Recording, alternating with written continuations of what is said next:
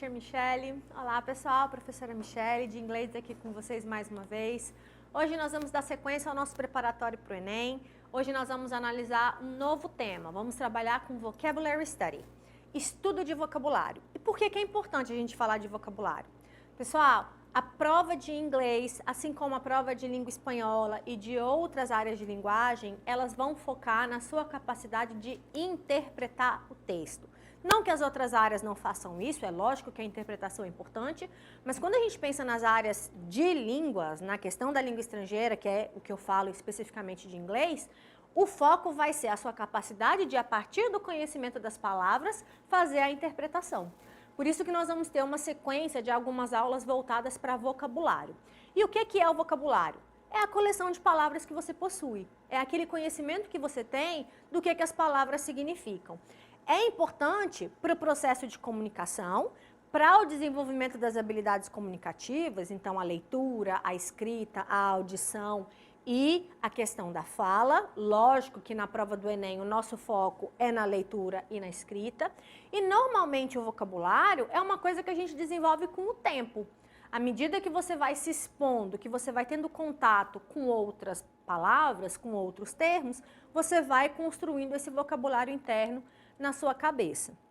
Para ajudar nesse processo de conhecer e de estudar o vocabulário, hoje eu vou falar um pouquinho com vocês de Word Formation Processes, que são os processos de formação de palavra.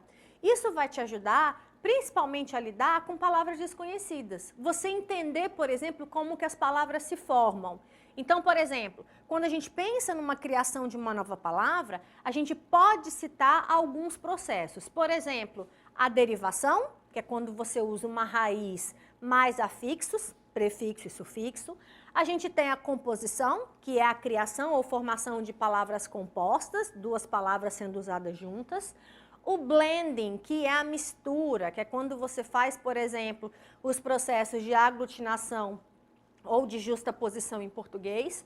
Os acrônimos, que são as iniciais, então você tem um grupo de palavras e você só usa as primeiras, como por exemplo, ONU, Organização das Nações Unidas. Então é você usar só as iniciais. O borrowing é o empréstimo linguístico, é quando eu pego uma palavra de uma outra língua para usar no meu idioma. E a abreviação, que ao invés de usar uma palavra inteira, eu uso só uma partezinha. Então, por exemplo, ao invés de eu falar mathematics, eu falo só math, que é uma forma abreviada, tá bom? Vamos analisar uma questão para eu mostrar isso para vocês, tá? Então, olha só, aqui nós temos um texto, fonte do texto New York Times, de novo, eu já falei desse veículo aqui para vocês em outras aulas, e vamos analisar o que a questão está pedindo. A crítica do livro de memórias de Michelle Obama, ex-primeira-dama dos Estados Unidos, aborda a história das relações humanas na cidade natal da autora. Então, esse é o contexto para vocês. Eu sei que esse texto é uma crítica, então, por exemplo, é a análise que alguém fez da obra literária que ela produziu. O texto fala de memórias da Michelle Obama, aí você vai pensar, o que eu sei da Michelle Obama? O próprio texto falou, ela foi primeira-dama dos Estados Unidos. O que mais que eu sei? Ela foi uma mulher negra, ela é uma mulher negra, casada com Barack Obama, que foi o primeiro presidente negro nos Estados Unidos. Então, esse conhecimento prévio você já tem. Vamos ver o que a pergunta quer saber. Nesse contexto, quer dizer, no contexto dela, das memórias dela na cidade natal, onde ela cresceu, o uso do vocábulo unthinkable ressalta o quê? Olha que nesse tipo de questão, eu tenho um destaque para um termo específico que apareceu no texto. Nesse caso, para eu analisar a questão, é importante eu localizar onde que está esse termo. E a partir do contexto em que esse termo está inserido, eu vou analisar a questão. Unthinkable. Isso aqui é uma palavra derivada, ó. Eu tenho o prefixo un, que dá uma ideia de negação, e eu tenho o sufixo able, que dá uma ideia de condição, tá bom? Se eu fosse analisar a palavra sozinha, unthinkable significa impensável. Mas vocês sabem que quando a gente trabalha com interpretação de texto, as palavras não são sozinhas no mundo. Elas estão sempre inseridas em um contexto. Então, eu tenho que ir lá no texto para localizar naquele contexto em que a palavra está inserida, qual é o sentido mais adequado para ela. tá bom? Então vamos lá. O texto começa aqui, no parágrafo introdutório, é ele justamente falando sobre o passado, como era a realidade na cidade natal da Michelle Obama. Não é aqui que aparece aquela nossa palavra-chave.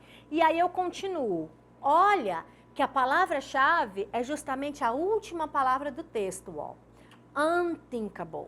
Então eu vou olhar qual é o contexto em que essa palavra está inserida. The very idea of a black woman as a first lady of the land, well, that would have been unthinkable. Então, no final, ele está dizendo, a mera ideia de você ter uma mulher negra ocupando esse cargo de primeira-dama dos Estados Unidos era algo inimaginável, algo que você não podia pensar. E aí, por que que ele fala isso no texto? Porque no contexto anterior, quando ela vai trazendo essa memória, ela vai colocando como que a mulher negra era tratada, como que a menina negra era chamada. Ela começa no primeiro parágrafo falando que lá no passado, na terra natal dela, as meninas negras nem eram chamadas pelos pronomes de tratamento adequados. Elas não eram chamadas de senhorita, como, por exemplo, a menina branca era. Então, ele chama atenção para essas diferenças, para essa questão social, a questão de segregação que existia, considerando o contexto em que Michelle Obama cresceu, tá bom? De novo, ó, a gente está falando lá de década de 70, no Texas, tá? Aqui eles demonstram um caso sobre isso, ó. As mulheres negras, elas eram pensadas para o campo ou para a cozinha, ou para qualquer outro lugar que a sociedade dominante da época, que era uma elite branca, considerasse necessário. Então, é nesse contexto de adversidade que você pensa, quem que saiu daquela realidade iria imaginar que uma menina negra, uma mulher negra, chegaria à posição de primeira-dama daquela nação poderosa. Então, o foco da questão é justamente a ascensão social. Então, apesar da palavra unthinkable significar impensável isoladamente, o foco da questão não era a mudança de nome, mas sim o fato de uma menina negra sair de uma realidade adversa e chegar numa posição de destaque, né? Ela só não era mais importante do que o próprio marido, que foi o primeiro presidente negro dos Estados Unidos, mas ela foi a primeira dama negra dessa nação, tá bom? Pessoal, a gente encerra por aqui essa questão, essa aula de hoje, e até a próxima, para a gente continuar as nossas atividades. Fiquem bem e bye, bye!